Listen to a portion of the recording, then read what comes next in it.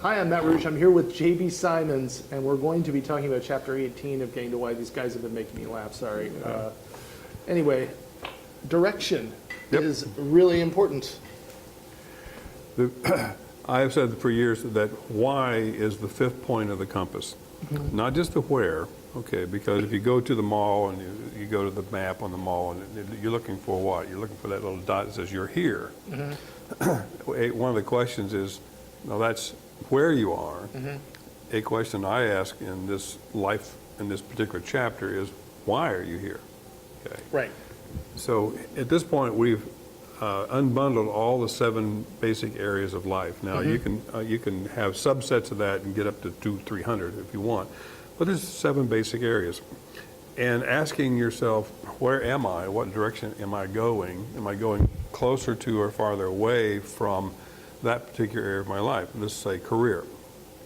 It's an easy one to pick out. Or if you happen to be working on physical, and how many push-ups can you do, and are you moving away or closer to, those kind of things. You can identify a direction in each of those areas.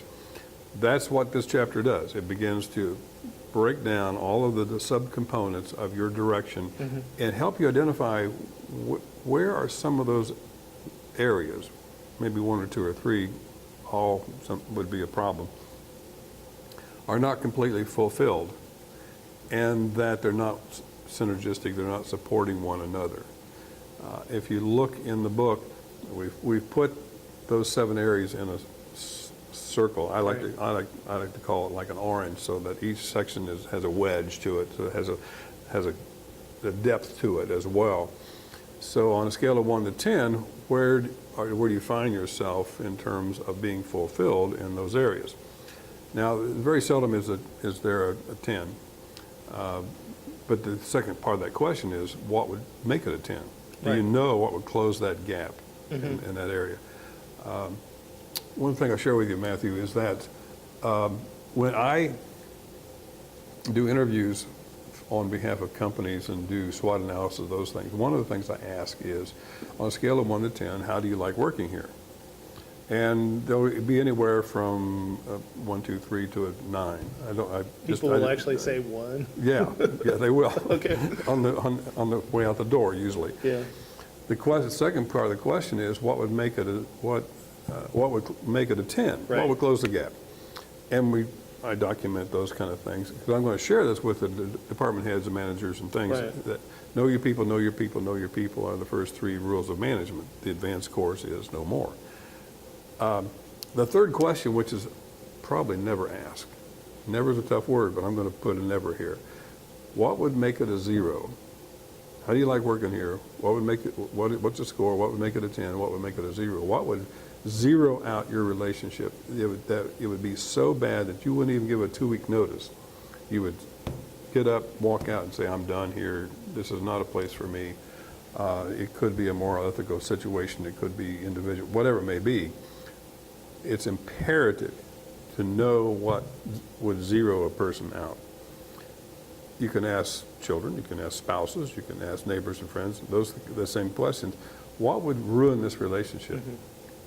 Knowing the answer to what would close the gap to a 10, what would zero it out so that there would be no chance whatsoever of, that's a complete negative direction.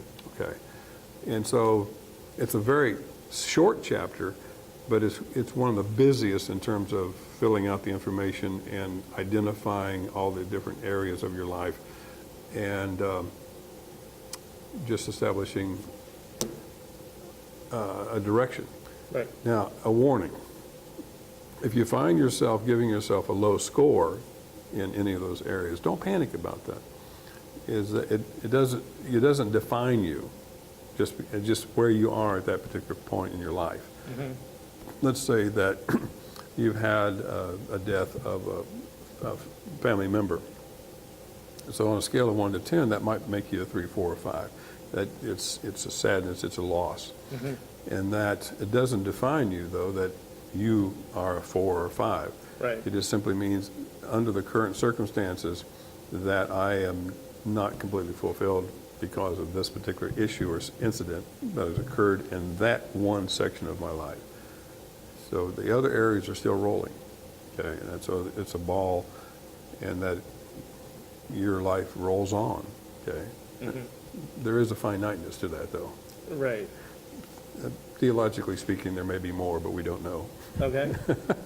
Fair enough. So you mentioned the direction is always important, even if you're not the CEO of a corporation, you're the CEO of your own life. Yep. And the qualities of tough, firm, fair, and consistent are very important to leadership. Yeah, I got those words, fair, firm, tough, and consistent, from my favorite teacher. And that there's another word that I'm going to add to that. That if I've asked all the organizations I work with, can you identify your favorite teacher? And in seconds, they'll give you a name. They know who it is. Very seldom does someone, I don't have a favorite teacher. Right. They can name the person, and at least half the time it's an elementary teacher. So that person was very influential early on, early childhood development, and they remember it. They might be 50, 60, 70 years of age, but they can identify who that teacher was. Right.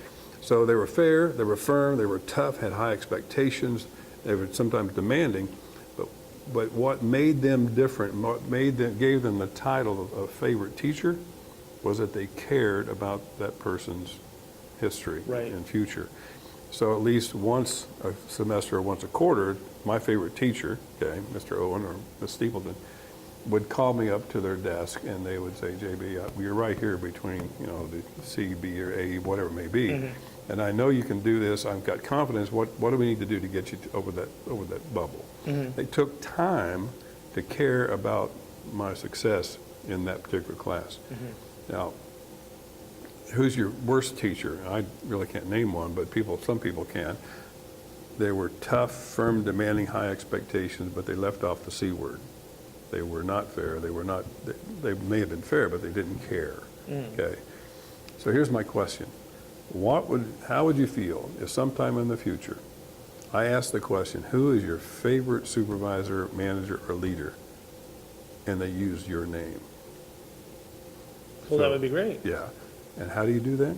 By taking on those same elements or behavioral characteristics that your favorite teacher had. Remember, they were tough, firm, demanding, high expectations, but they have been given the title, my favorite teacher.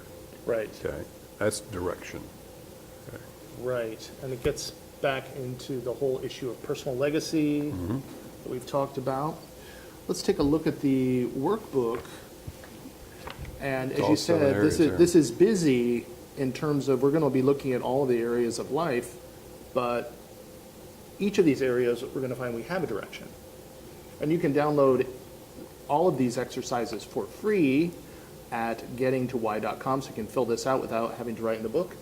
But for instance, we're going to be talking about, let's say, when we do this sheet, we're going to be looking at physical and health. That's the first area of life we talk about here in the current directions, like you said. What am I gaining weight? Am I losing weight?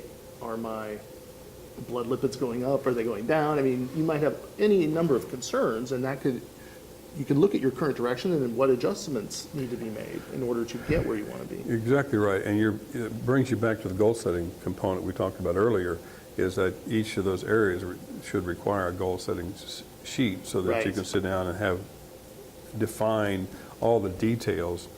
And remember, one of the first things we ask people to do in the goal sheet, at the very top of the goal sheet, is benefit. Is that if you don't know the benefit of doing or making adjustments or changes to these particular areas, you won't change it. Right. Okay? The old behavior, okay, will dominate your life at that point. So if you want a new change, new behavior to tip it the other direction, you got to pile up the benefits.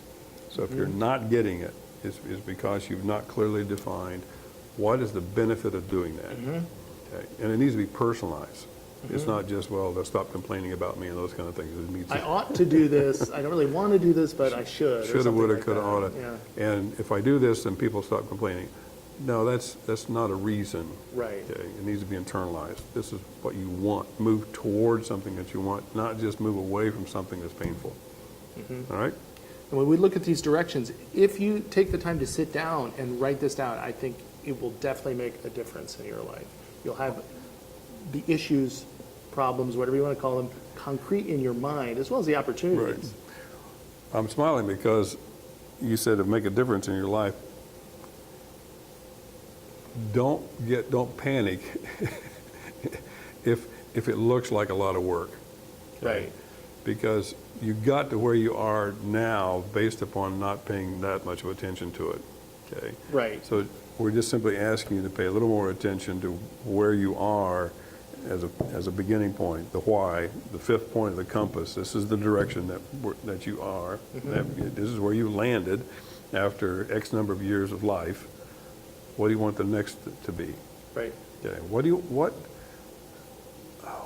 you want to do with the time you have left? Right. Okay. I heard a lot of people in hospitals say, "Well, I don't know how much time do I have?" And invariably, I would say you have about as much time as you want, because a lot of times people choose that end point. The question is, what shall I do with the time I have left? Right. And go out and do it. And this particular chapter gives you some direction to do that. Excellent. Okay. Well, thank you for watching, and we'll talk to you again about chapter 19 in the next video.